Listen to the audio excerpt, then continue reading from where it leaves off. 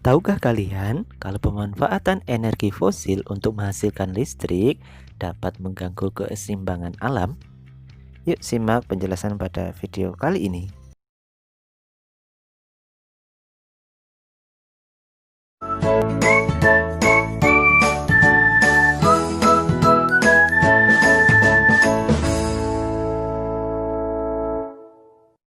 Assalamualaikum warahmatullahi wabarakatuh. Kembali lagi bersama Pak Idam di channel Idam Edu.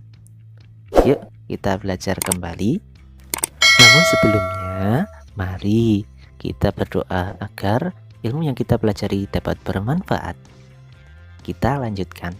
Pernahkah kalian mengalami pemadaman listrik? Pemadaman listrik yang ada istilah blackout pernah terjadi dan mengganggu pengiriman energi listrik hingga terjadi pemadaman dalam waktu yang lama. Para ahli selain menggunakan tenaga bahan bakar fosil yang keberadaannya juga semakin berkurang dan juga penggunaannya itu bisa mempengaruhi keseimbangan alam.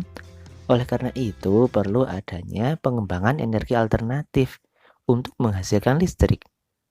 Dari berbagai sumber ada beberapa energi terbarukan atau energi alternatif yang dapat digunakan sebagai pembangkit listrik.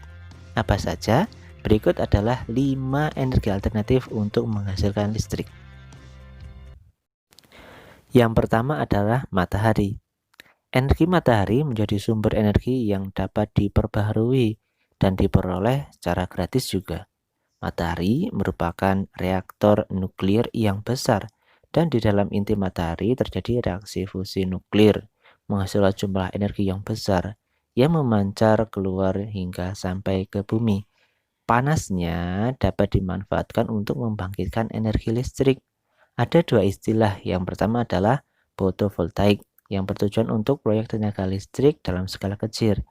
Dan yang kedua adalah solar thermal chapter yang digunakan untuk produksi tenaga listrik dalam skala yang besar.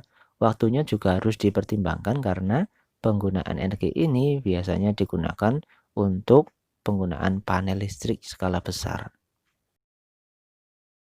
Yang kedua adalah biomasa. Energi dari biomasa merupakan energi organik yang berasal dari tumbuhan, hewan, dan bahkan sampah sisa makanan yang bisa diperbarui. Energi ini juga tersimpan dari matahari termasuk tanaman yang menyerap energi matahari melalui proses fotosintesis. Yang ketiga adalah angin. Seperti halnya matahari, angin juga menjadi sumber energi yang sedang gencar dikembangkan di beberapa negara. Proses pembentukan energi angin berasal dari turbin angin yang mengubah energi kinetik atau gerak yang dapat diubah menjadi energi listrik. Energi mekanik tersebut dapat digunakan untuk menggiling biji-bijian atau memompa air atau bisa digunakan untuk menggerakkan generator yang dapat dijadikan menjadi listrik dan disalurkan ke rumah-rumah, sekolah, perkantoran, dan sebagainya. Yang keempat adalah nuklir. Energi nuklir berasal dari atom uranium yang terpecah di dalam reaktor untuk memanaskan air menjadi uap. Kegiatan ini digunakan generator turbin untuk menghasilkan listrik. Sekitar 20% listrik yang mengalir di Amerika Serikat menggunakan tenaga nuklir loh. Kemudian yang kelima adalah geothermal. Pembangkit listrik ini adalah pembangkit listrik tenaga panas bumi.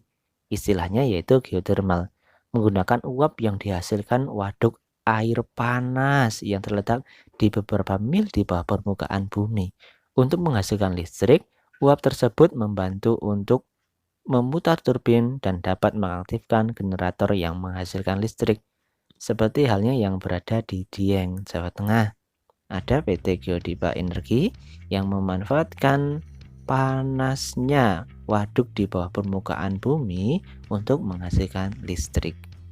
Nah, dari beberapa sumber energi alternatif ini, mari kita belajar dan bijak untuk memanfaatkan energi-energi yang ada di sekitar kita dengan cara kita sebagai pelajar belajar terlebih dahulu. Suatu saat ketika kita diberi kesempatan untuk memanfaatkan energi ini, kita dapat bijak memanfaatkan energi ini untuk kehidupan yang lebih baik. Terima kasih. Demikian untuk 5 energi alternatif. Sebetulnya masih banyak lagi, kita bahas pada video pembelajaran yang selanjutnya. Wassalamualaikum warahmatullahi wabarakatuh.